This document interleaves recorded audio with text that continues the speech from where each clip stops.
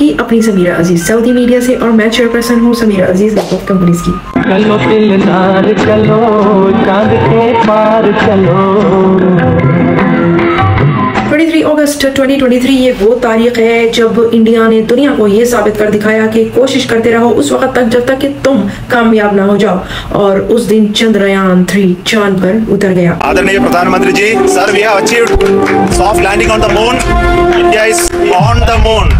दुनिया ने देखा कि इंडिया चांद के जनूबी कुतुब यानी कि साउथ पोल पर उतरने वाली अव्वलीन और अमेरिका, रशिया और चाइना के बाद चांद पर सॉफ्ट लैंडिंग करने वाला चौथा मुल्क बन गया। चंद्रयान यानी कि चांद गाड़ी, मुझे जाती तौर पर इसका नाम बहुत पसंद आया। बड़ा शायराना सा नाम है और मैं शायरा हूँ, तो मुलाहिजा कीजिए कि आहिस्ता आहिस्ता उसके चेहरे को आंखों में लिया, उस पे अपनी खुशियां लुटाई, यूं भी इस्तकबाल किया। दूर से आया था परदेसी चांदी की एक गाड़ी में, बढ़ के चंदा मामा ने दरवाजा दिल का खोल दिया।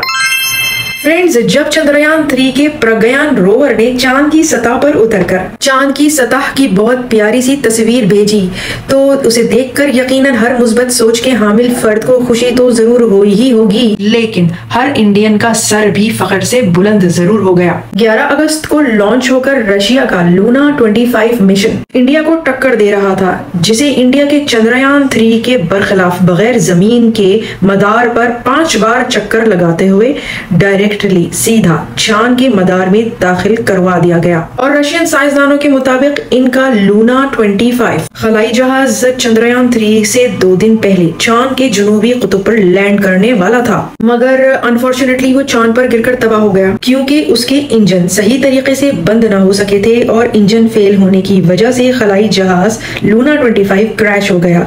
ये कहा जा रहा है कि हद से ज्यादा थ्रस्ट लगाने की वजह से डीबूस्टिंग फेज में वो चांद से जा टकराया और उनका ये मिशन वहीं पर खत्म हो गया। इसके बरअक्स इसरो के जो इंडिया के साइंसदान थे, उन्होंने अपने पिछले चंद्रयान 2 के जो तजुर्बात थे उसको समझकर और उस तजुर्बे के मसलों को सॉल्व कर बड़े ध्यान से प्लानिंग के साथ चंद्रयान 3 लॉन्च किया था। इंडिया के साइंसदान काम और कंपोज थे, वो किसी हड़बड़ाहट का शिकार नहीं थे, सब कुछ प्लान और स्ट्रेटेजी के साथ कर रहे थे। और उनका चंद्रयान 2 का जो मिशन था वो हाफ सक्सेसफुल इसलिए था क्योंकि ऑलरेडी जो उनका ऑर्बिटर था वो खला में मौजूद था, जिससे उनको काफी मदद हासिल हो रही थी। इस दफा वो तैयार थे। उनका मसला ये नहीं था कि उन्होंने स्पेस पावर जो है वो जीतनी है, बल्कि वो अपने मकसद के तहत चंदा मामा का दरवाजा खटखटा रहे थे। तो इस दफा चंदा मामा ने दरवाजा तो खोलना ही था।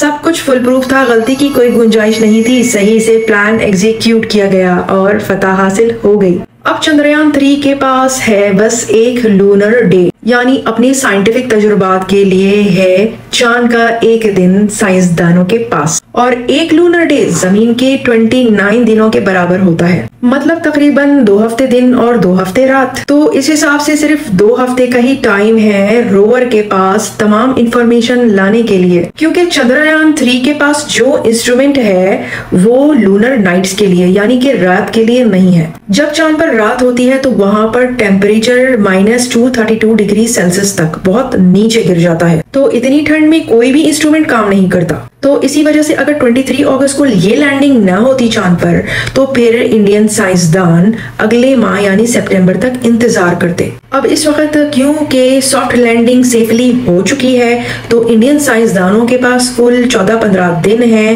क्योंकि चांद पर इस वक्त सूरज निकला हुआ है, तो इंडियन साइंसदान वहां पर काम कर रहे हैं। बिलाशुबा इंडिया ने बहुत कम बजट में ये तारीखी कामयाबी हासिल की है, और इसके लिए इंडिया पूरी मुबारकबाद का मुस्तहिक है। और चंद्रयान 3 की इस अहम कामयाबी के बाद, इस पेशरफ्त के बाद सऊदी अरेबिया और इंडिया के स्पेस टेक्नोलॉजी को लेकर क्या रिलेशंस रहेंगे, क्या मामला रहेंगे, हम इस वीडियो में चलिए इसका तजिया करते हैं। हम सब जानते हैं कि सऊदी अरेबिया और इंडिया के सदियों पुराने सकाफती, इक्तिसादी और समाजी ताल्लुकात हैं। हम तारीख का दरवाजा खटखटाएं तो हमें ये बखूबी पता चलता है कि बहुत सारे मुतव्विफ जो कि हज करवाते थे, और उस जमाने में जब कोई ट्रैवल एजेंसी नहीं होती थी तो उस वक्त ये मुतव्विफ हाजियों को लेने इंडिया जाया करते थे, और वो ये सफर जो है वो समुद्री रास्ते से करते थे। ये बहुत लंबा सफर होता था, फिर वहाँ जाकर ये जो मुतव्विफ हैं ये हाजियों को जमा करते थे, उनके पासपोर्ट बनाते थे, उनके सफरी दस्तावेज जो हैं वो बनाकर उनको हज पर उसी बहरी सफर के जरिए लाया जाता था। उस जमाने में बहुत सारे इस तरह के भी इंडियंस हैं, हिंदुस्तानी हैं जो सऊदी अरेबिया आए और यहीं पर रह गए और बाद में उनको नेशनैलिटीज मिल गई और उन खानदानों में अभी भी उनकी वजह से उर्दू राइज है, कायम है और वो सऊदी अब भी बड़े फख्र और वक़ार के साथ उर्दू बोलते हैं और उनके बच्चे भी उर्दू जानते हैं, समझते हैं। ये उसी तसलसल का नतीजा है कि सऊदी अरेबिया में उन सऊदी खानदानों में अब भी उर्दू बोली जाती है, समझी जाती है, सुनी जाती है और यहाँ तक कि बॉलीवुड फिल्मों को भी फॉलो किया जाता है। यही नहीं बल्कि तमाम साउथ इंडियन फिल्में जो कि दीगर जबानों में हैं, तमिल, तेलुगु, कन्नड़ा वगैरह ज़बानें जो हैं, अगर उनको हिंदी में या उर्दू में डबिंग किया जाए तो सऊदी उन्हें बहुत पसंद करते हैं और एंटरटेनमेंट का एक अहम प्लेटफॉर्म समझते हैं। हुकूमती सतह पर सऊदी अरेबिया की जानिब से और इंडिया की जानिब से भी वजीर आजम के कई दौरे हो चुके हैं दोनों ममालिक में, लेकिन हम यहाँ पर सिर्फ स्पेस टेक्नोलॉजी और स्पेस साइंस को लेकर ही बात करेंगे। सऊदी अरब अपनी खलाई टेक्नोलॉजी को बरोकार लाने, खलाई साइंस की अहमियत के बारे में बेदारी पैदा करने, अवेयरनेस पैदा करने और खलाई शोबे से मुताल्लिक जो मटीरियल है, मवाद है, उसके इश्तराक की हौसला अफजाई करने और सऊदी स्पेस कमीशन के किरदार को मजबूती से बढ़ाने के लिए इंडिया के साथ तहकीक और इवेंट्स मुनक़िद करने का ख्वाह है।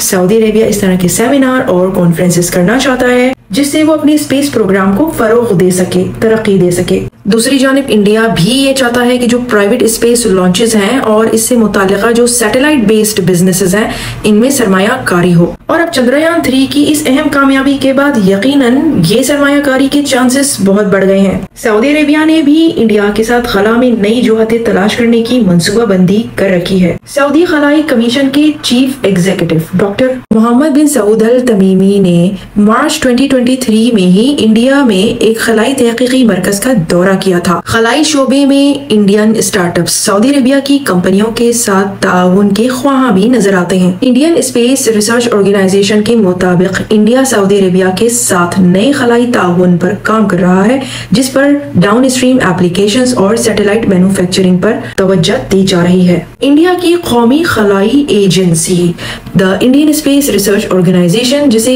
इसरो भी कहा जाता है वो किंग अब्दुल अजीज सिटी बराए साइंस एंड टेक्नोलॉजी के साथ 2010 के मुआहदे के तहत सऊदी अरेबिया के साथ ताउन कर रही है। सऊदी स्पेस कमीशन की तश्कील के बाद से ही सन 2018 से हम ये देखते हैं कि जो कॉपरेशन है वो बढ़ता ही नजर आ रहा है। सऊदी अरेबिया और इंडिया के स्पेस सेक्टर में बहुत सारी ज्वाइंट कोलैबोरेशंस हुए हैं। इंडिया खलाई शोबे में अपने वसी तजुर्बे को सऊदी अरेबिया के साथ शेयर करने के लिए कुशादा दिली का मुजाहिरा कर रहा है। सऊदी अरेबिया की जानिब से खला से मुताल्लिक जिन शोबों में दिलचस्पी का इजहार किया जा रहा है वो है down stream applications, satellite manufacturing और इसके अलावा जो तालीमी शोबे हैं। तो ये तालीमी और इल्मी ताउन भी इंडिया की जानिब से सऊदी अरेबिया को पेश किया जा रहा है। इंडिया के बेंगलोर में G20 स्पेस इकोनॉमी लीडर्स की जो मीटिंग है इसमें भी इंडिया और सऊदी अरेबिया के माबैन खलाई ताउन को लेकर बहुत अच्छी पेशरफ्त सामने आई है। सऊदी अरेबिया ने इस साल यानी कि 2023 के आखिर में स्पेस इकोनॉमी फोरम का इनेकाद किया है और इस फोरम में इसरो के ऑफिशियल्स को भी इनवाइट किया है। फ्रेंड्स, इंडिया दरअसल 1960 की दहाई से ही आलमी खलाई मार्केट में मौजूद है और 2020 में एक रेगुलेटरी ओवरहॉल यानी के तंजीमी बहाली के बाद 2025 तक तकरीबन $13 बिलियन शेयर्स का हदफ बना रहा है जिसने प्राइवेट प्लेयर्स और सनत में सरमायाकारी के दरवाजे खोल दिए हैं। और इस हदफ को हासिल करने और इस मकसद तक पहुंचने के लिए इंडियन स्पेस एसोसिएशन जो कि एक ऐसा इदारा है जो इंडियन गवर्नमेंट की तरफ से 2020 में स्पेस स्टार्टअप्स और जो प्राइवेट सेक्टर है उसके कारोबारी मौके की फराहमी के लिए कायम किया गया था। तो ये इंडियन स्पेस एसोसिएशन सऊदी कंपनियों के साथ ताउन के लिए कोशा है और अब चंद्रयान 3 की इस कामयाबी के बाद ताउन की ये जो कोशिश है उसकी उम्मीद और मुस्तहकम हो गई है। सच है कि इल्म बड़ी चीज है और यही तरक्की और कामयाबी की राहें खोलता है। इंडिया मुबारकबाद और एप्रिसिएशन का मुस्तहक है। खलाई शोबे में सऊदी अरेबिया और इंडिया का इश्तराक और ताउन मुस्तहकम और मुस्तनद है। मैं फिर आऊंगी, फिर मिलूंगी किसी नई अच्छी इंफॉर्मेटिव सी वीडियो के साथ। सो टिल देन, मास्सलामा, बाय बाय।